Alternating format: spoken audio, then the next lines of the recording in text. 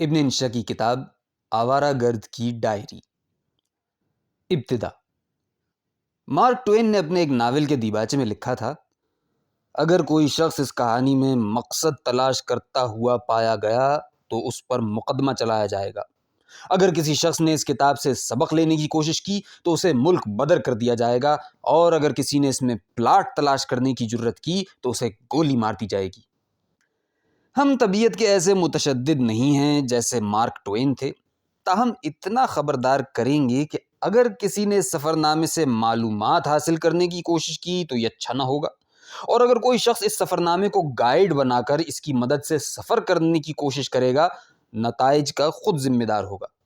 اصل میں یہ اس قسم کا سفر نامہ نہیں جو سفر کے اختتام پر لکھا جاتا ہے، یہ تو ایک آوارہ گرد کی آوارہ ڈائری کے منتشر اوراق ہیں۔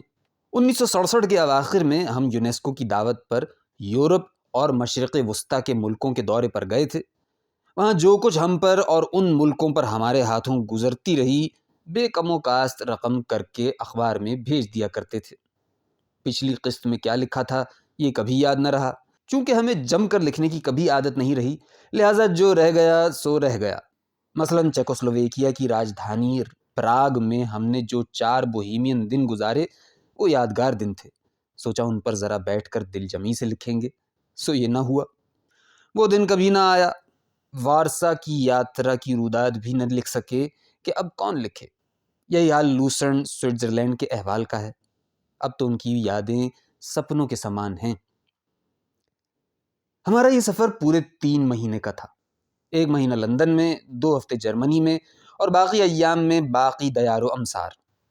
یونیسکو کا روزانہ بھتہ ایسا نہیں ہوتا کہ کوئی شخص کسی اونچے ہوٹل میں ٹھہر سکے اور کام و دہن کی معقول تواضع کر سکے۔ فائدہ یہ کہ مسافر میں تن آسانی پیدا نہیں ہوتی، ریاضت اور مجاہدے کے معنی سے آشنا ہو جاتا ہے، پیدل چلتا ہے اور بھوک رکھ کر کھاتا ہے، اگر کھاتا ہے تو اس کا صحت پر بڑا اچھا اثر پڑتا ہے۔ ہم بھی اپنے بدن کے 20 پاؤنڈ گھٹا کر لوٹے تھے۔ شاید یونیسکو کا منشا بھی یہی تھا۔ جوتا بھی ایک گھس گیا، دوسرا خریدنا پڑا۔ ایک بات ہے البتہ، ان چھوٹے چھوٹے ہوٹلوں نے، جن میں بعض کے دروازے ادوائن سے کھلتے بند ہوتے تھے، اور ان کے غسل خانوں نے ہمیں لکھنے کا مواد بہت کچھ مہیا کیا۔ 12 ولایتوں اور 27 شہروں کا یہ سفر بہت سے اور سفروں اور آوارگیوں کا نقطہ آغاز ثابت ہوا، لیکن ان کی داستان طویل ہے، اور چونکہ مشرق بعید، امریکہ اور یورپ سب کو محیط ہے، اس لیے اس کا نام ہم نے دنیا گول ہے تجویز کیا ہے۔ یہ پڑھنے کے بعد جی چاہے تو اسے بھی پڑھیے۔ 22 مئی 1971 ابن انشا۔ اس کتاب کے کارٹون جمشید انصاری نے بنائے ہیں، البتہ پیرس کے باب میں جن کارٹونوں کے نیچے ایل لکھا ہے وہ ڈیوڈ لینگڈن کے ہیں۔ غیر کارٹونی نقوش دوسری جگہ سے لیے گئے ہیں۔